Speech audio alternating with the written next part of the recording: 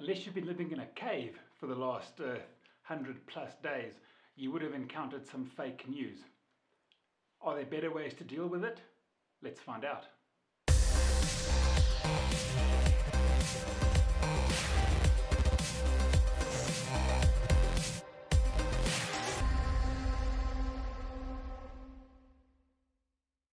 So what I've heard a lot of are people complaining on social media about the flood of information and even, and more often, misinformation about COVID-19 or about anything for that matter.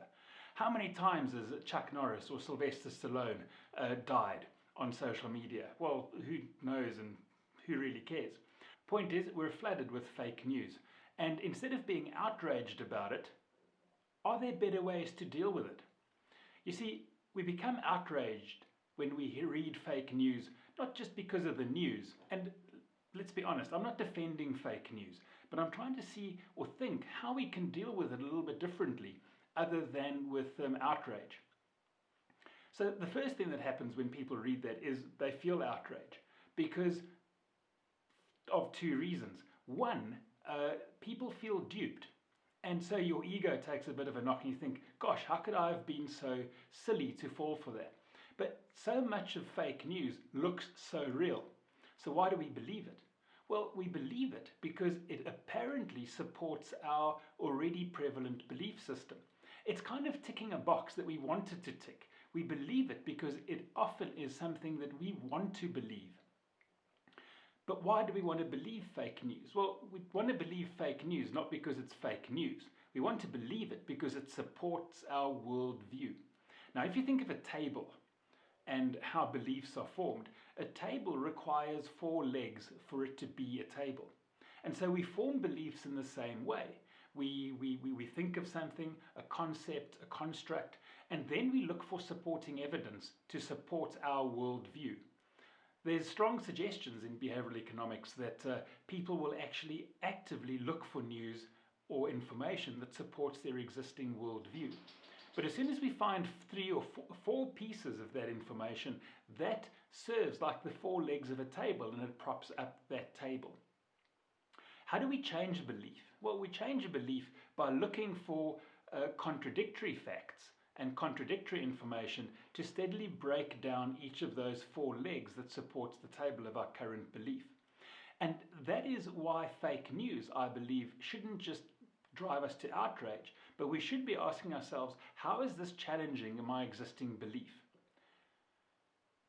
There's a book that's been written called How to Think Like Leonardo da Vinci.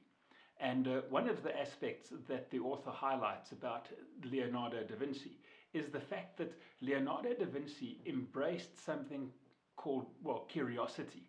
There's an Italian word for that, which I can't pronounce, but curiosity drives us to find out more about something. Curiosity truly drives us to see, well, what supports our current beliefs, but also what contradictory points are there, what contradictory information is there that might lead us to believing something different. And that, for me, is where the nugget lies in the fake news that we're confronted with. So next time you click on something or share something that turns out eventually to be fake news, ask yourself, what are the 4 aspects that allowed me to believe that? Why does this support my existing and current beliefs? And maybe also ask yourself, why would someone want me to believe this particular piece of news? Because when we understand the motives behind why someone would want us to believe something contrary or different or change our viewpoints, often it then becomes more acceptable for us to maybe understand a different perspective. So let's wrap up 3 questions that we could ask ourselves when we're confronted with fake news. Firstly, we should ask ourselves, could this actually be true? Secondly, let's ask ourselves, why would the author want me to believe what they want me to believe?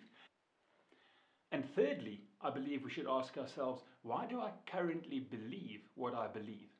And when we look at these 3 approaches to reading and dealing with fake news, maybe, just maybe, we can grow instead of just becoming outraged about it.